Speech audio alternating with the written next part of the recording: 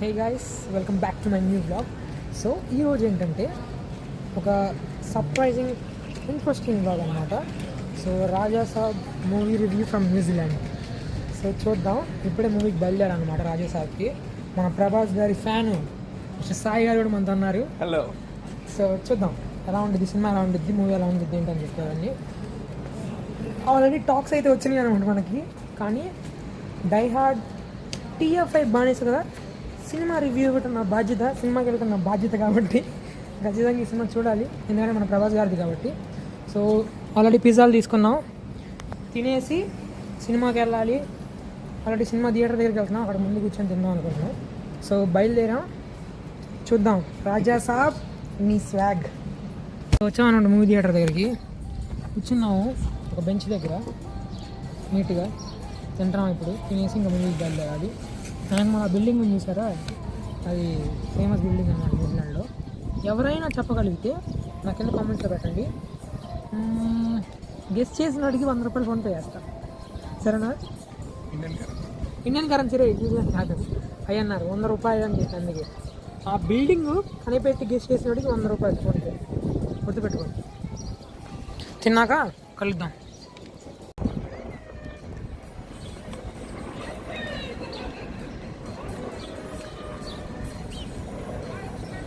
Pizza తింటున్నాం, pizza ఎలాగ ఉందో చెప్పు. టేస్ట్ అయితే క్యాక్ ఉందన్నమాట. మనం ఎప్పుడు తినే పిజ్జానే, Margherita with peri peri sauce. ఇప్పుడు నా ఫేవరెట్ పిజ్జా అనమాట, గుర్తుపెట్టుకోండి. చుట్టూ చూపిస్తే ఒకసారి పక్కలు ఉన్నాయి కదా, ఎక్కడ దుబ్బికి వెళ్తాయేమో భయం వేస్తుంది. పొద్దు నుంచి ఏం తినలేదు. దీని ముందు మాకు స్విమ్మింగ్ బ్లాగ్ వచ్చింది, తప్పకుండా లైక్ చేయి. అది దంది చూడు. ఫుడ్ తింటాను చూడండి, ఎలాగ వచ్చేస్తుందా మా దగ్గరికి.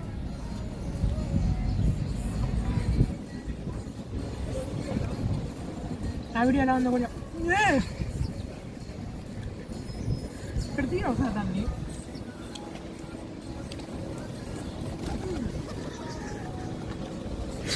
జాగ్రత్తగా ఉన్నాను న్యూజిలాండ్లో పక్షం ఉంది కదా.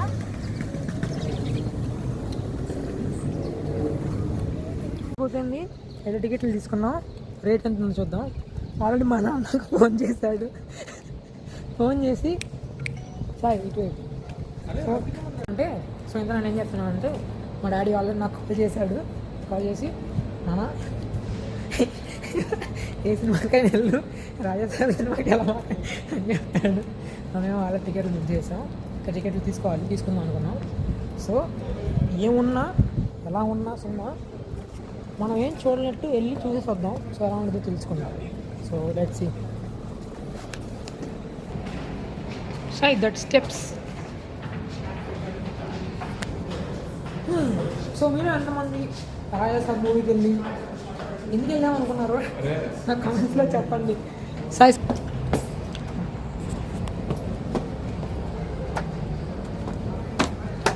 వచ్చేసాం మూవీ థియేటర్కి.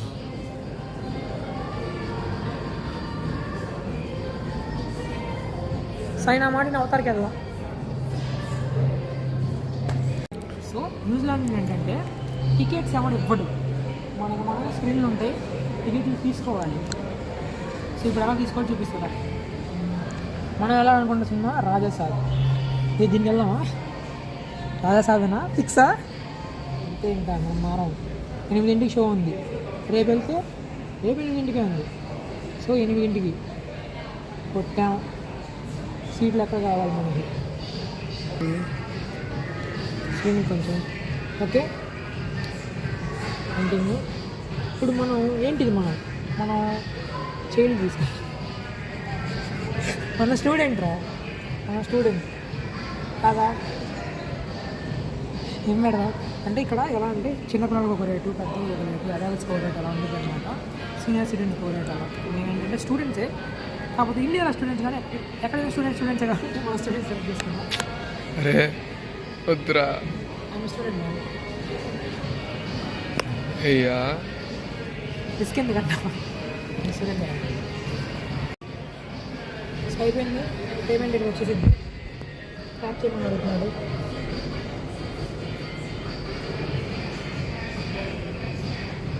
50 ఉండవు అసలు.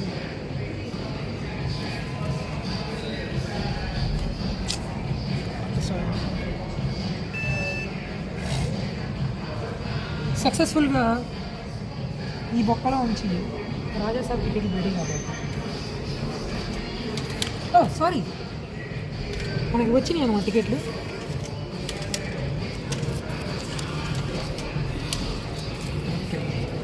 సో వచ్చినాయి అన్నమాట రాజాసాబ్ టికెట్లు. సో రాజాసాబ్ మూవీ సో మనం ఏంటంటే మన కోసం ఒక ప్రైవేట్ థియేటర్ బుక్ చేసుకున్నాం అనమాట. ఈ థియేటర్ అంతా ముందే రాజాసాబ్ చూడడానికి. ఇలాంటి ఎక్స్పీరియన్స్ మీరు ఇండియాలో చేయగలరా? ఈరోజు డేట్ వచ్చేసి 9వ తారీఖు అనమాట. ఇండియాలో 9వ తారీఖు రాజాసాబ్ సినిమాకి ఇట్లా ఇట్లా నాలాగా థియేటర్ అంతా బుక్ చేసుకొని మీరు చూడగలరా? వ్లాగ్ తీయగలరా? థియేటర్లో తీయలేరు, నేను తీయగలను. సినిమా అంతా కూడా తీస్తా కావాలంటే, అన్న కూడా ఆపలేడు. అలా అని చెప్పి సినిమా పైరసీ చేయమాకండి. Cinema piracy is a crime. So cinema piracy అనేది చేయకూడదు. ఇది ఒక మెసేజ్లా తీసుకోండి. సో మనకు వచ్చేసి మన ఇద్దరే వచ్చామన్నమాట. నేను సాయి వచ్చాం. సో మా ఇద్దరికి మొత్తం థియేటర్ అనమాట. చూసుకుంటే నా ఇష్టం థియేటర్లో ఇవాళ ఎవరు నన్ను ఆపలేడు సినిమా చూడడానికి. సో చూద్దాం సినిమా ఎలా ఉండిద్దాం. అంటే యూజువల్గా న్యూజిలాండ్లో తెలుగు సినిమాలు ఎవరు చూడరు, రిలీజ్ అయినా కానీ అంతే చాలా తక్కువ అనమాట చూడటం. నేను ఓజీ సినిమాకి వచ్చినప్పుడు కూడా ఇక్కడ మ్యాక్సిమం ఒక 2-3 మాత్రమే ఉన్నారు థియేటర్లో. అంటే ఫస్ట్ డే మాత్రం ఫుల్ హౌస్ఫుల్ అయిందని చెప్పి విన్నాను, మా ఫ్రెండ్స్ వెళ్ళారు కాబట్టి ఓజీ సినిమాకి. కానీ సెకండ్ డే మాత్రం అంటే ఒక 5 days తర్వాత ఓజీ సినిమాకి కూడా ఎవరు రాలేదు. ఒక 3-4 members వచ్చారు. నేను ఒక్కనే చూసాను ముందు ఓజీ. అప్పుడు నేను వ్లాగ్స్ తీయట్లేదు కాబట్టి అప్పుడు నేను వ్లాగ్ తీయలేదు. సో నా first movie review vlog is Rajasaab. Thank you.